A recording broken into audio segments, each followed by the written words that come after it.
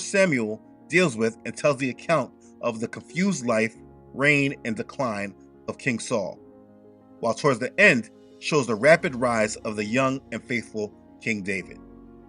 It is in this book we see the famous battle of David versus Goliath. This book provides an official account of the rise of the monarchy during the time of Samuel and the development of it under Saul and David. It is telling the story of the rise of King David. The first book has 31 chapters and it is a very interesting read. It must be read. 2 Samuel is the second half of the story, and it recounts the triumphs and defeats of King David.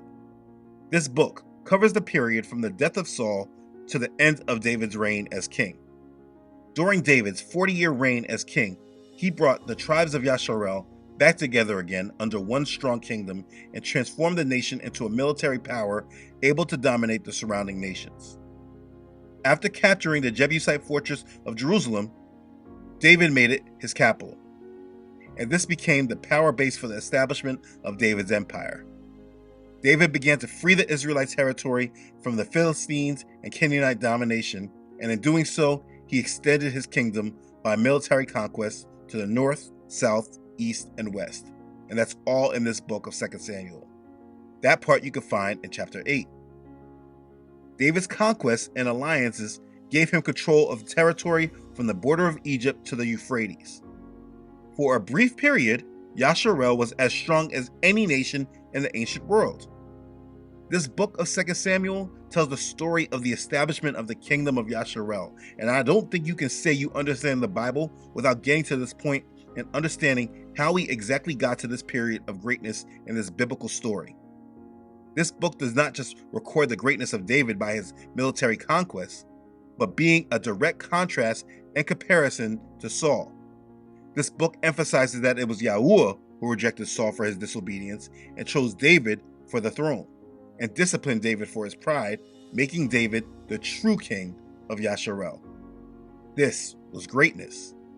The key to David's successful reign was his relationship with Yahuwah. In 1 Samuel, Yahuwah describes David as a man after his own heart. But now your kingdom shall not continue. Yahuwah has sought for himself a man after his own heart, and Yahuwah has commanded him to be commander over his people, because you have not kept what Yahuwah commanded you. That's 1 Samuel chapter 13, verse 14. David is a true role model for those of us who desire to be found right in the eyes of Yahuwah. And that is what makes these two books so powerful and important to read. In his youth, David demonstrated his strong faith in Yah by challenging a giant with only a few stones and his faith in Yahuwah's strength. He grew up learning of the power of the God of Yasharel, and even though faith and obedience was dying out amongst his people, David believed and walked in power because of it. In these wicked times, I want myself and my sons to walk as David did. In his adulthood, he continued to rely on Yahuwah for guidance and strength.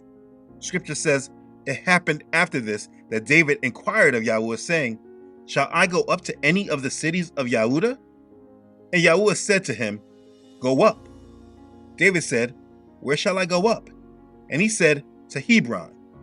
That's 2 Samuel chapter 2, verse 1. Also it says, so David inquired of Yahuwah, saying, shall I go up against the Philistines?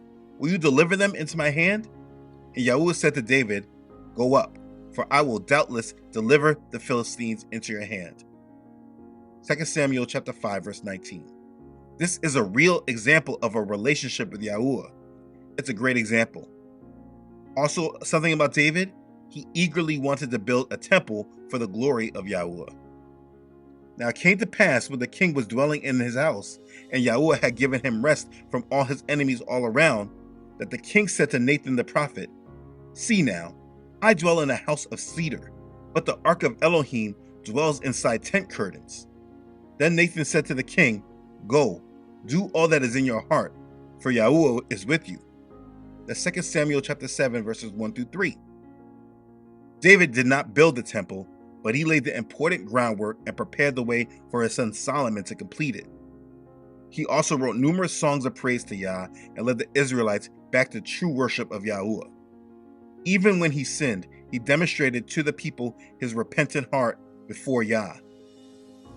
Through all the triumphs and tragedies of David's reign, we saw Yahuwah act through all the peoples in order to accomplish his will.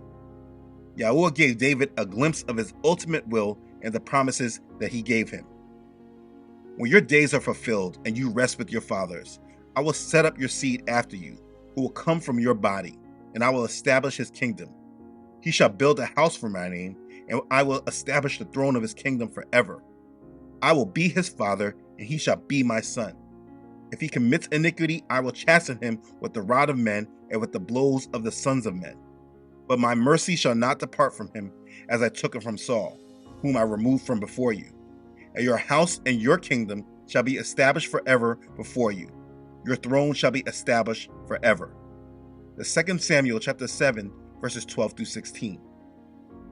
You see, in this unconditional covenant, Yahuwah promised David an eternal dynasty, an eternal throne, and an eternal kingdom. And from this point on, when the prophets would speak of the coming Messiah, they referred to him as David, or the son of David, because this was the part of the promise Yahuwah made with David for Yasharel and the world.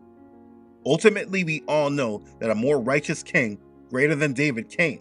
He descended from David and would rule from David's throne forever. This promised king is Yahusha. So there's 31 chapters in 1 Samuel and 24 chapters in the 2nd, all highly important in understanding the great king of Yasharel, who we can use as a role model to be like, so that we can be men and women also after Yahuwah's own heart.